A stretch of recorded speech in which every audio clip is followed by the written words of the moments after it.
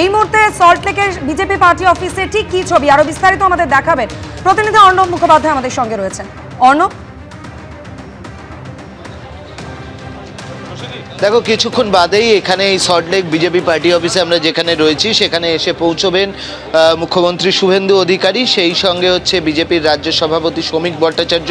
তাদের একটি বৈঠক করার কথা রয়েছে, কিন্তু মুখ্যমন্ত্রী হওয়ার পর তিনি যেহেতু আসছেন প্রথম এখানে, সেই হেতু ভেতরে বেশ কিছু কর্মসূচি রয়েছে বৈঠক ছাড়াও।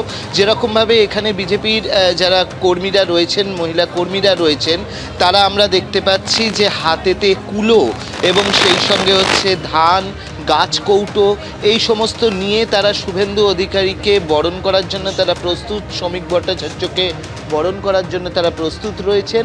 এবং সামনে একটি ছোট মঞ্চ করা হয়েছে,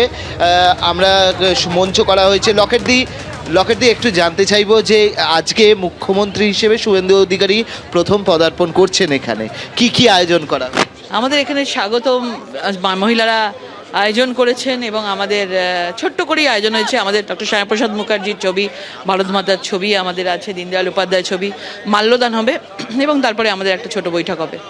আর কীরকম মানে আজকের দিনে দাঁড়িয়ে প্রথম ক্যাবিনেট বৈঠক কীরকম লাগছে? অন্যরকম অনুভূতি, এই এলওপি থেকে মুখ্যমন্ত্রী এবং এই এলওপি এখানে আসতো এবং তারপরে মুখ্যমন্ত্রী হয়ে আসছে, মানে আমাদের কাছে সত্যি স্বপ্ন সত্যি হয়েছে এবং এই জার্নিটা খুব একটা সহজ ছিল না। প্রথম ক্যাবিনেট বৈঠক, আপনারা প্রচুর আশা দেখিয়েছেন মানুষকে যে না, এটুকুই বলবো যে যা আশা প্রতিশ্রুতি দেওয়া হয়েছে প্রত্যেকটা আশা পূর্ণ হবে এবং প্রথম দিন থেকে কাজ শুরু হয়ে গেছে। সেই প্রথম দিন থেকে কাজ শুরু হবে। আমরা দেখতে পাচ্ছি এখানে যারা নবনির্বাচিত বিধায়ক তারাও রয়েছেন। ডাক্তারবাবু একটু যদি আসেন, এখানে আমরা দেখতে পাচ্ছি যে অভয় আন্দোলনের অন্যতম মুখ এবং যিনি সল্টলেক থেকে জয়ী হয়েছেন, নতুন ক্যাবিনেট গঠন হচ্ছে, কি আশা করা যেতে পারে? আপনারা নবনির্বাচিত বিধায়ক, আপনারাই বা কি চাই? মাননীয় মুখ্যমন্ত্রী শুভেন্দু অধিকারীর নেতৃত্বে এবং ওনার যে মন্ত্রণালয় থাকবে তার নেতৃত্বে পশ্চিমবঙ্গে নতুন সূর্যোদয় হয়েই গেছে এবং একের উন্নয়ন বিকাশের কাজ শুরু হবে। আর আজকে আমাদের বাড়তি পাওনা যে আমাদের রাজ্য অফিসে মাননীয় মুখ্যমন্ত্রী আসছেন, এর থেকে বড় পাওনা আজকে হতে পারে না।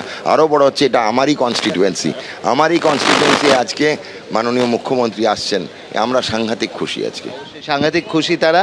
এবং আমরা দেখছি যে এখানে পিছনে তোমার সাজানো হয়েছে এবং সেখানে আমরা যেরকমভাবে দেখেছি যে ভারত মাতার একটি প্রতিকৃতি রয়েছে, তার একদিকে রয়েছে শ্যামাপ্রসাদ মুখোপাধ্যায়, আরেক দিকে রয়েছেন হচ্ছে পণ্ডিত দীনদয়াল উপাধ্যায়, তাদের প্রতিকৃতি রয়েছে। এবং সেখানে এসেই এই শুভেন্দু অধিকারী তিনি সেখানে নতুন মুখ্যমন্ত্রী নির্বাচিত হয়েছেন এবং শপথ নিয়েছেন, তিনি এসে তার শ্রদ্ধা জানাবেন, তার সঙ্গে শ্রমিক ভট্টাচার্য থাকবেন এবং ক্যাবিনেটের আগে একটি বৈঠকও হওয়ার কথা রয়েছে এখানে। অবশ্যই সবদিকে আমাদের নজর থাকবে। আপাতত অর্ণব, তোমায় ধন্যবাদ।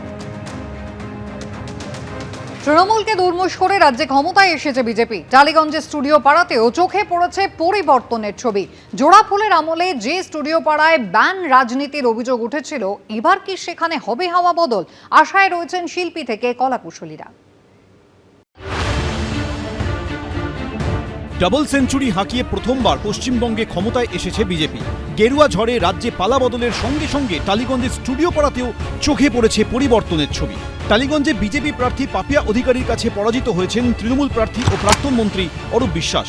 অন্যদিকে তার ভাই ও federation of cine technicians and workers of eastern ইন্ডিয়ার সভাপতি স্বরূপ বিশ্বাসের ভূমিকা নিয়েও ক্ষুব্ধ স্টুডিও পাড়ার একাংশ। তাহলে কি বিশ্বাস ব্রাদার্সের প্রতি বিশ্বাস হারিয়েছে টালিগঞ্জ?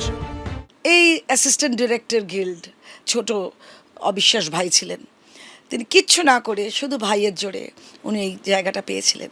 এত অত্যাচার করেছেন, হাতুড়িটা মারবার আগে আমরা ধরে নিয়েছি, আমরা কফিনে শুতে দেব না বাংলা ছবিকে। কিচ্ছু কেউ জানে না কি না, তিনি ওই অবিশ্বাস ব্রাদার্সদের ওরা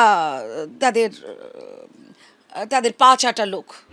স্টুডিও পাড়ায় ব্যান কালচার, শিল্পীর ওপর রাজনীতির শাসন, চমকানি ধমকানি চোখ রাঙানি। তৃণমূল আমলে টালিগঞ্জের স্টুডিও পাড়ার অন্দরমহল থেকে বারবার উঠে এসেছে এমনই মারাত্মক সব অভিযোগ। আমরা যে টেকনিশিয়ান স্টুডিওতে আগামী দিনে এখানকার যে নিয়ন্ত্রক যারা আছেন বা নিয়ন্ত্রক সংস্থা যারা আছে, সেই সংস্থার সিদ্ধান্ত, তাদের মাথায় যারা আছেন সেই সিদ্ধান্ত যে বিতর্ক তৈরি হয়েছে বিগত দিনে, সেই বিতর্কের কি অবসান ঘটবে? যদি আপনি তৃণমূল না হন তাহলে আপনার পেটে ভাত নেই, আপনার কাজ নেই। কাজ দেওয়ার সময় চিহ্নিতকরণ করা হতো। আমার যে থিয়েটার দল নয়াবাদ তিতাস, আমরা সরকারি হল পেতাম না। কেন হবে এরকম? এই যে ফিল্ম ইন্ডাস্ট্রিতে বিশ্বাস ব্রাদার্স, তারা ঠিক করবে কে ক্যামেরা চালাবে, কে চালাবে না। স্টুডিও পাড়ায় টেকনিশিয়ানদের স্বাস্থ্যসাথী কার্ড নিয়ে কদিন আগেই সামনে এসেছিল দেব ও সৌরভ বিশ্বাসের সংঘাত। এই আবহে বিজেপির জয়ের পর ইঙ্গিতপূর্ণ পোস্ট করেন অভিনেতা ও তৃণমূল সাংসদ দেব। লেখেন, বাংলা চলচ্চিত্র জগতের ভিতরে ব্যান করা এবং বিভাজনের যে সংস্কৃতি রয়েছে তা যেন অতীত হয়ে যায়, এটা সরকারকে নিশ্চিত করতে হবে। একই অভিযোগ শোনা গেছে অভিনেতা থেকে বিধায়ক হওয়া রুদ্রনীল ঘোষের গলাতেও। কারা যোগ্য?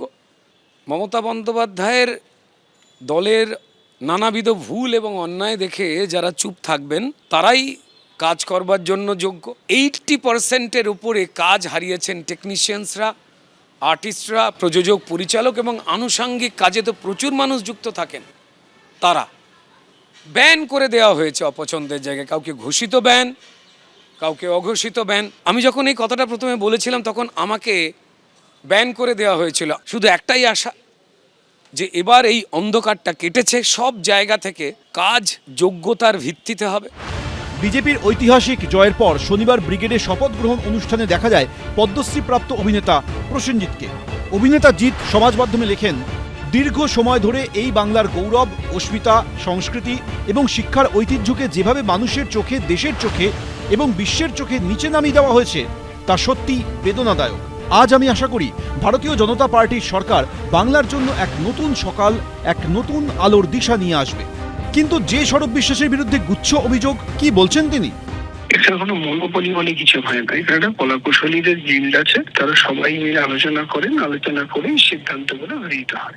সেখানে মনোপলি বা অন্য কিছুর কোনো জায়গা নেই। এখন আলোচনা হবে, আলোচনা হলে সমস্ত সিদ্ধান্ত হবে। রাজ্যে রাজনৈতিক পরিবর্তন এসেছে, টালিগঞ্জের স্টুডিও পাড়াতেও কি সেই পরিবর্তনের হাওয়া বইবে?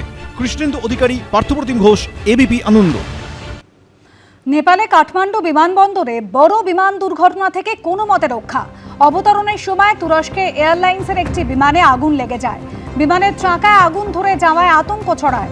278 জন যাত্রী এবং 11 জন ক্রিউ ছিলেন বিমানটিতে। দ্রুত আগুন নিয়ন্ত্রণে আনা হয়। যাত্রীদের এরপর এমার্জেন্সি এক্সিট দিয়ে বার করা হয়। এবিপি আনন্দ, এগিয়ে থাকে, এগিয়ে রাখে।